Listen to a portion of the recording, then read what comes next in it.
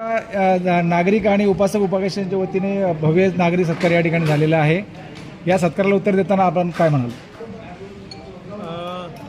मी या सत्काराला उत्तर देताना असं म्हणेन की खरं तर जे उपासक म्हणा किंवा या कमिटीनं म्हणा जे सत्कार केला तर हे एका कार्याचा सत्कार आहे, कार्याचा गौरव आहे। हा एकट्या प्रज्ञाबोधींचा सत्कार नाही, तर हा कार्याचा एका भिक्खूंचा आणि चिवरधाऱ्यांचा हा सत्कार आहे असं मी म्हणेन।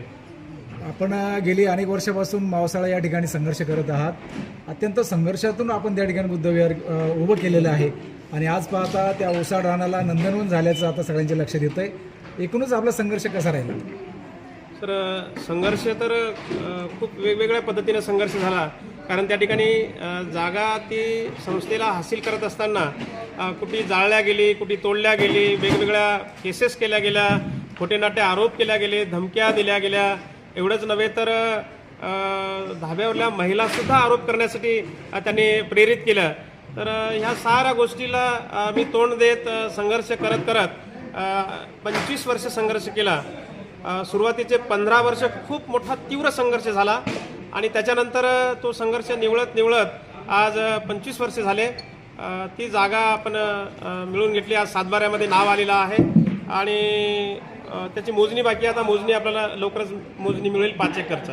बंटीजी, गेल्या 25 वर्षापासून तुम्ही धम्म परिषद घेत आहे, तर तुमची संकल्पना कशी आहे आणि त्याच्यातून काय निष्पन्न झालं, काय आउटपुट काय? धम्म परिषदा घेण्याच्या पाठीमागचा एकच उद्देश आहे की त्या निमित्तानं देश विदेशातील बौद्ध भिक्खूंना निमंत्रित करून संपूर्ण महाराष्ट्रातील लोकांना एकत्रित करणे आणि धम्माच्या अनुषंगाने धम्म प्रबोधन मार्गदर्शन करणे।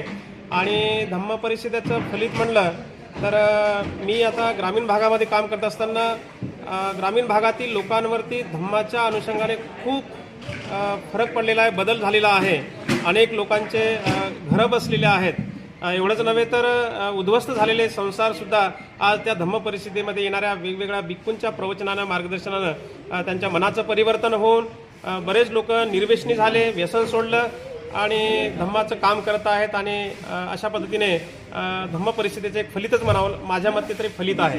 तुम्ही बौद्ध म्हणजे तिथला विकास केला बुद्धविहाराचा, तर आगामी काळात काय नियोजन आहे, काय तिथं हॉस्पिटल बनवणार का, काय काय बनवणार? तसं मला मावसाळ्यात जाण्याच्या अगोदरच माझा संकल्पनाच होती की त्या ठिकाणी शाळा, कॉलेज, हॉस्टेल, अनाथाश्रम, वृद्धाश्रम, भिक्खू training centre, Vipassana meditation centre अशा पद्धतीने त्या ठिकाणी निर्माण करायचं। परंतु ते करत असताना माझे 20-25 वर्ष केवळ आणि केवळ संघर्षात गेले।